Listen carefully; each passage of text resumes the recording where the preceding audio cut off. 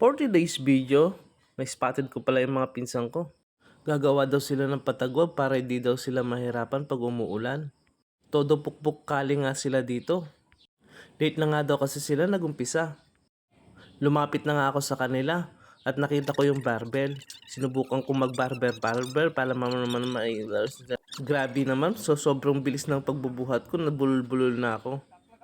Iba talaga gumalaw mga pinsan ko, talagang pulido pag gumalaw. Pag sila talaga gumawa, napakagaling talaga. Mabilis nga lang nilang natapos ang patagwab nito.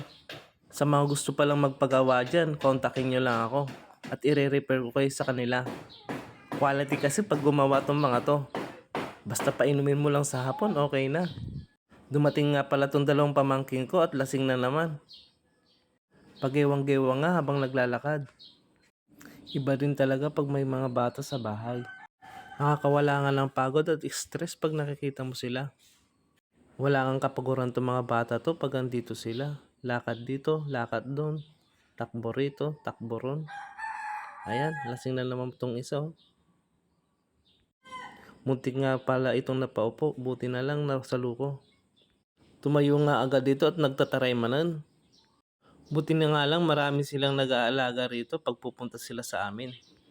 At ito na nga, dumating nga pala yung pinsan ko. Shoutout sa iyo, Insan Dario. Biglang ang linabas ni Insan ata ng kanyang alaga. Malaki-laki na rin pala ang alaga nito. Gusto kong subukang hawakan ng taga-Aprikang pinsan ko. Ayan. 1, 2, Ayan na, tuwang-tuwa nga ito.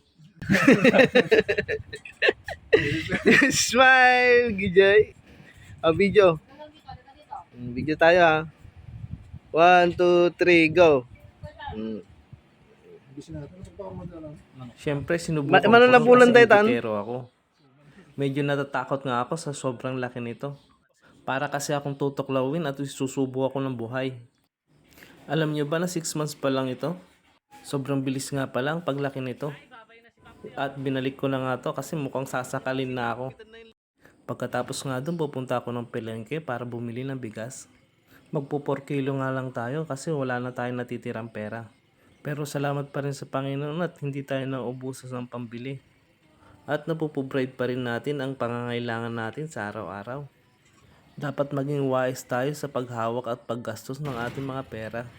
Sa panahon ngayon, napakahirap ng kumita ng pera. Kailangan nating unahin ang needs kaysa sa wants. 8 kilo lang pala ang pinili ko kasi yun lang kaya ng pera ko. Hanggang dito na lang pala ang video kong ito. Salamat pala sa pagsama sa akin. See ya!